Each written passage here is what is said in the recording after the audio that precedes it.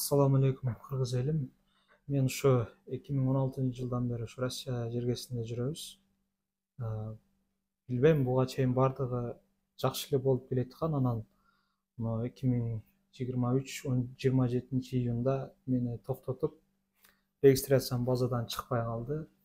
Ошонун негизинде мени эмеге апарып, отделге апарып, жана обезьянкасында камап 1 сутка.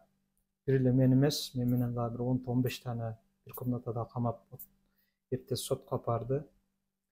Анан соттон эми биз ойлогонбуз, бизге 5.000 эле штраф салат деп. Бизге ошо штрафтын эле кагазын берип, ушуну төлөп койгула болду деген жооп келди. Анан биз аны алып ал жерден чыгып кеттик. Андан кийин мен ушу регистрация кылдым 3 айга базасы менен. Кийин 2023 12-июнда Кыргызстанга барып келдим. Бардыгы жакшы эле болчу, регистрация таможнядан өткөрдү. Анын эртеси эмеге метрого түшүп кетип атсам, аркаман келип кармашты, даже регистрация миграцияндан сураган жок. Мирлан сизби деди, ооба дедим, ушундай деп туруп телефондон менин сүрөтүмдү көрүп, телефондон мени көрсөттү да, мына сизби деди, мен ооба дедим, сразу эле алып кетти. Анан биринчисинде бул жака келип, мен базамды текшерткенде бул жак айтты, 27-июнда сен удворение болгон экенсиң деп. Мен аны даже билбейт элем. Бул 21-жылдагы окуя. Жок, 2023 июндун 27-си. 23-27. Ооба. Ошондо мен экинчи жолу удворение болгондо уже билип атам, мен биринчи удворением бар экенин. Ага чейин мен ойлоп жүргөм, мен 5.000 штраф салды, мен болду депчи. Кыргызстанга деле спокойно барып келдим, болду. Анан бул жак менен сүйлөшүп, бул жак мен эмем текшергенде базадан мен уже бул жак айтты мага, сен удворение кылган экен. Биринчиси, мына ушу экинчи жолу деп. Анан менден ушундай каерде иштейсиң деп сурады. Мен ушуларды алып, азырына документтеримди алып келип бердим. Биринчи удворенияда мени айткан, типа, сен 2016-дан бери 10-20га чейин трудовойдагыларың базада бар экен.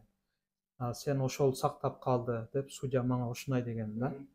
Сен ошол нерсе сактап калды деп ошо 5.000 штраф салып чыгып кеткен. Ал жерде бир эле мага эмес, мага окшогон ошо 15 табызды алып кирип алып, менимче аларга деле ушундай деген да. Общий сот болгон. Общий сот болгон.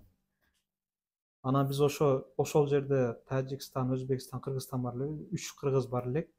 Үчөөбүзгө тең ошондой нерсе берген.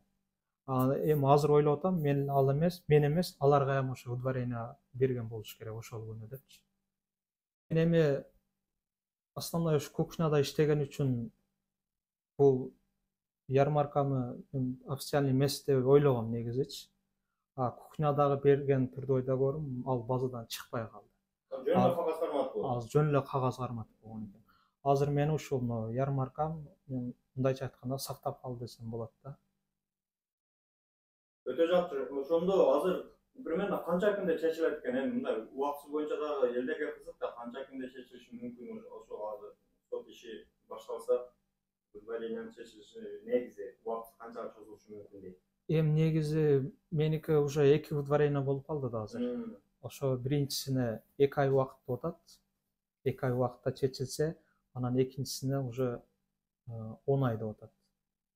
10 айда уже мен официальный кайра чечилип калат.